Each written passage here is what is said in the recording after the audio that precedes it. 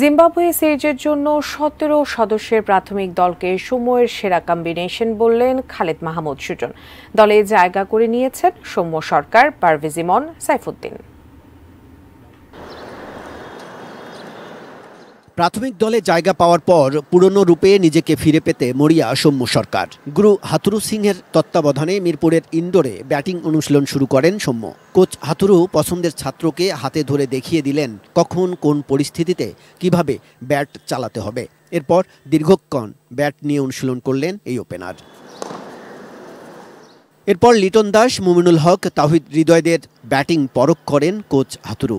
অভিজ্ঞ মুমিনুল হক ও তরুণ তারকা তাওহিদ হৃদয়ের সঙ্গে ব্যাটিং নিয়ে আলোচনাও করলেন প্রধান কোচ। ঢাকা প্রিমিয়ার লিগে সুপার সিক্সের খেলা চলছে, তাই এখনও স্কোয়াডে থাকা সব সদস্য দলের ঐচ্ছিক অনুশীলনে যোগ দেননি।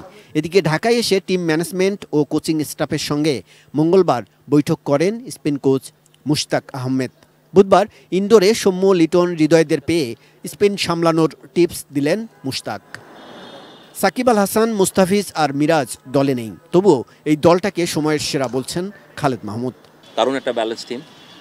হয়তো অনেক কথা থাকতে পারে, এ নাই ও আছে, বাট যারা আছে তারা সবাই পারফর্মার। শান্ত বলেন, হৃদয় বলেন বা জাকের বলেন, তাদের স্ট্রাইক রেটটা আপনি দেখলে সবাই 120-এর উপরে স্ট্রাইক রেটে ব্যাটিং করেছে। কিন্তু মুস্তাফিজ প্রথম 3 ম্যাচে খেলবেন না।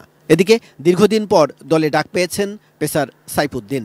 সুযোগ আছে একাদশে থাকার। তবে দুই পেসারের প্রশংসায় পঞ্চমুখ সুজন। মুস্তাফিজকে এটা কেয়ারফুল হতে হবে, যেটা আমার কথা। যখন উইকেট ওরকম ফ্ল্যাট থাকবে তো ওইখানেইটা ওয়েপেন, যে ওইখানে তার স্টক বলটা কি হওয়া উচিত। কারণ অন্যান্য যদি যে উইকেটে বল গ্রিপ করবে সেখানে মুস্তাফিজ ইজ ডেঞ্জারাস, মানে ওর মতো ডেঞ্জারাস বোলার কেউ নাই। আমি জানি মুস্তাফিজ বাংলাদেশের জন্য খুব বড় একটা asset. We have a very good batting unit. আর বোলিংয়ে তো আমাদের সেরা 3 ফাস্ট বোলার তো টিমের সাথে আছে, along with Shakib and Saifuddin. আর আমি very happy with Rishad, the way he perform এই ঢাকা লিগে। এই দল নিয়ে বেশ আশাবাদী বিসিবির ডেভেলপমেন্ট কমিটির এই প্রধান। জিম্বাবুয়ে সিরিজে ক্রিকেটারদের পারফরমেন্স দেখে নির্বাচকদের টি-20 বিশ্বকাপ দল বেছে নেওয়া সহজ হবে মন্তব্য সুজনের। কাজল রায়, এটিএন নিউজ, ঢাকা।